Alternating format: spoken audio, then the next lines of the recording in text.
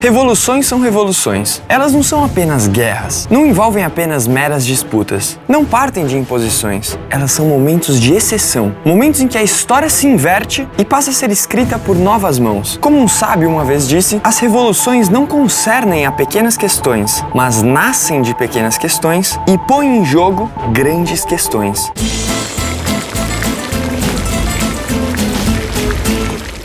Podemos dizer que a Revolução Russa começou a se desenhar quando, em 12 de março, o Palácio Tauride foi invadido por uma multidão de revolucionários. A partir daquele momento formaram-se dois comitês, que apesar de conflitantes, acabaram se tornando os núcleos do governo provisório que viria a existir. Um deles era formado por deputados mais moderados da Duma, já o outro era o próprio Soviete de Petrogrado, formado por trabalhadores, soldados e militantes socialistas de várias correntes. Como você deve estar imaginando aí com essa invasão, a situação começou a ficar bem feia para o czar Nicolau II. Ele não tinha o apoio da população, foi perdendo o apoio do exército e até mesmo de parte da aristocracia. Resultado, em 15 de março de 1917, ele abdicou, arregou, baixou a cabeça para a revolução. E em seguida desse episódio veio o governo provisório, que olha só, era comandado pelo príncipe Georgy Lvov, um latifundiário, ou seja, era um governo de caráter liberal burguês com grande apoio dos deputados da Duma.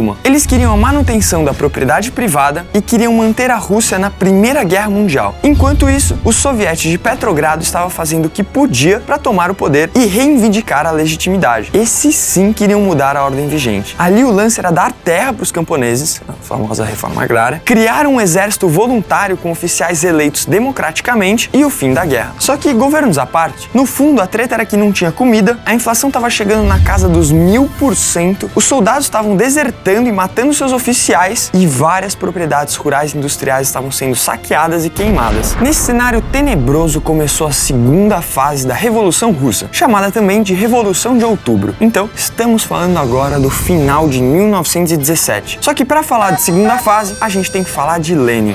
Puxa vida, calma aí. Eu esqueci de dizer que na noite do dia 16 para o dia 17 de julho, Nicolau II e sua família foram mortos por ordem dos sovietes. Mas voltando ao Lenin, ele, que havia regressado à Rússia em abril de 1917 com 40 milhões de Goldmarks emprestados pelo governo alemão. Mano, como assim? Os caras não eram inimigo? A caminhada foi essa. Além de querer a formação de uma república dos sovietes, a nacionalização dos bancos e das propriedades privadas, ele também queria tirar a Rússia da Primeira Guerra Mundial. E isso era bem tranquilo e favorável para a Alemanha, que passaria a poder se concentrar apenas no fronte ocidental, já que o fronte oriental iria deixar de existir. Bom, aí foi aquela coisa. No dia 25 de outubro, o bonde dos bolcheviques colou em peso na capital e depois de algumas manobras políticas conseguiu sobrepujar o governo provisório e a parte do Soviete de Petrogrado que não curtia muito eles. Dá uma olhada no que aconteceu depois. Logo em 3 de novembro foi instituída a autogestão em todas as empresas com 5 ou mais empregados, o que resultou numa fuga ainda mais intensa dos proprietários e também em um maior controle da economia por parte dos conselhos operários, que fique claro que isso também deu bastante problema. Entretanto, essa medida fez com que a classe trabalhadora começasse a apoiar ainda mais o novo e frágil regime bolchevique. O próximo passo foi a criação de um conselho pan-russo de gestão operária,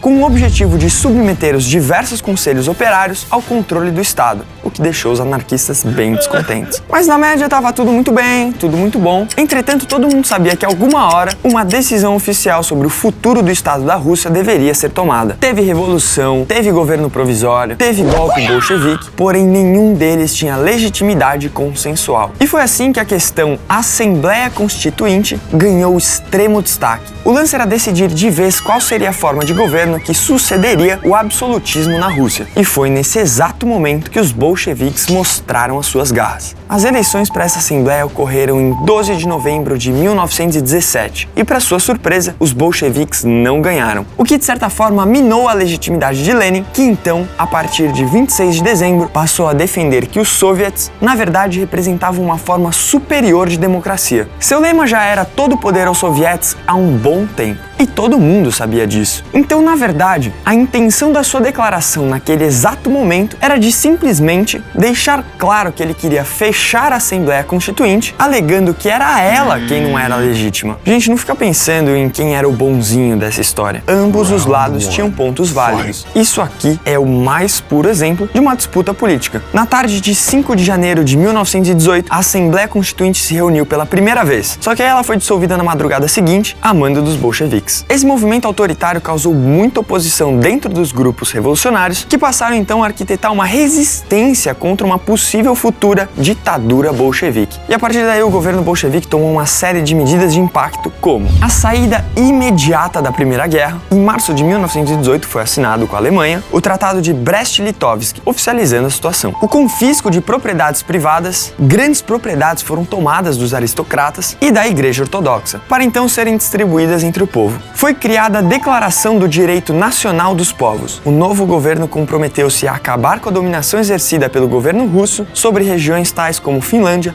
Geórgia ou a Armênia. Foi feita a estatização da economia. O novo governo passou a intervir diretamente na vida econômica, nacionalizando diversas empresas. E a formação de um exército. Leon Trotsky organizou o chamado Exército Vermelho, uma das tropas mais numerosas que o mundo já viu. E para finalizar aqui a consolidação do poder bolchevique, só falta falar da Guerra Civil, que não foi tão civil assim. Bom, pelo menos foi um período intenso de conflitos que se estendeu de 1918 a 1922. Basicamente, tanto o mundo quanto parte da própria Rússia não queria que os bolcheviques ficassem no poder. Então, rolou guerra. Teve grupo que se organizou e lutou pela volta do regime czarista, teve grupo que se organizou e lutou por um regime liberal, teve milícia anarquista, teve resistência socialista, teve tropa estrangeira. O negócio foi bem pesado. Porém, depois de aproximadamente 6 milhões de pessoas morrerem, podemos dizer que o Exército Vermelho saiu vitorioso. E o Partido Bolchevique, que desde 1918 havia alterado sua denominação para Partido Comunista, conquistou o governo da Rússia. Agora, se você quer saber o que aconteceu depois do Partido Comunista ter conquistado o governo da Rússia e as consequências que isso causou para o mundo, só se inscrevendo no nosso canal e assistindo o próximo episódio da série. Como de costume, a gente vai deixar uma tarefa aqui para vocês que é a seguinte. O objetivo é investigar aí esse episódio que a gente mostrou para vocês chamado de Revolução Russa